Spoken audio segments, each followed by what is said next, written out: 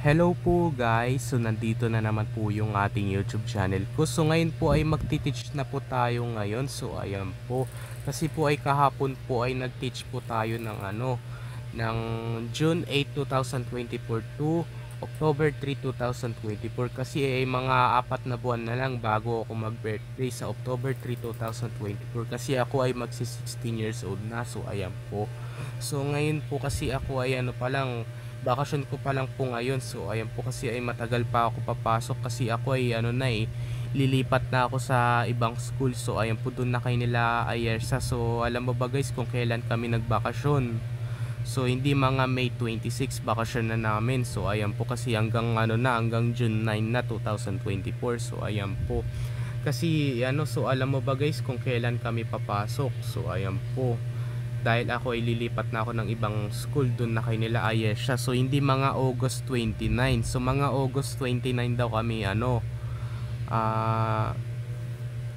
mga August 29 na daw kami papasok. So ayan po sa ibang school. So ayan po, kasi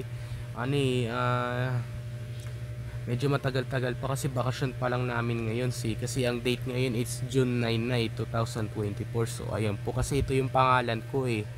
So ito pa rin yung pangalan ko pala. So ayan po, Dave Angelo L. Ongako. So ayan po, bakit ang sinabi ay ay sabi kasi sa akin ni teacher, ang sinabi kasi dito sa pangalan ko ay Dave Angelo L. Ongako. So ayan po, bakit kaya ganun? So itong Angelo ginawang Angelo. So ayan po, bakit itong Ongako rin ay ginawa rin niyang Ongako? So ayan po, kasi ang sabi sa akin ni teacher Glenn na ibinasa niya yung pangalan ko eh. So ayan po, I'm 15 years old, grade 3 school. So ayan po, so ngayon ay grade 3 pa lang ako. So lilipat na ako ng ibang school. So pag nag-aaral na ako wait, mabulol.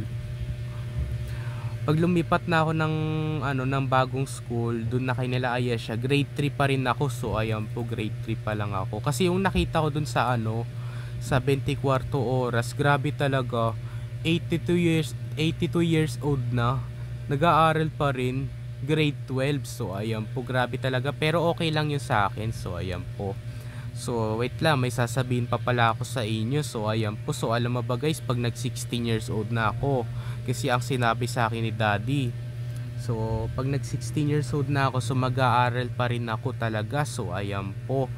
Tapos pag nag 17 years old na ako, so mag-aaral pa rin daw ako. So ayan po, kasi kailangan ko daw tapusin yun hanggang grade 12. So ayan po, kasi pag nag 18 years old na ako, so mag-aaral pa rin talaga ako. So pag nag 19 years old na ako, mag-aaral pa rin talaga ako. So ayan po, kasi hindi ko na lang sinabi kay daddy yung pag nag 20 years old na ako. So hindi ko nga lang din alam pag nag 20 years old na ako, so mag-aaral pa rin ba ako kung tapos na. So ayan po.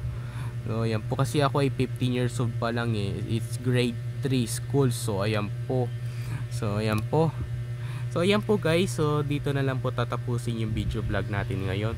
So i-like and share and subscribe mo ko guys, para lagi kayo updated sa susunod kong video na in-upload. Bye! So it's Sunday ngayon eh, Sunday. So bukas wala pa rin kaming pasok kasi bakasyon pa lang eh. So ayan po, mga August 29 pa kami papasok. Bye!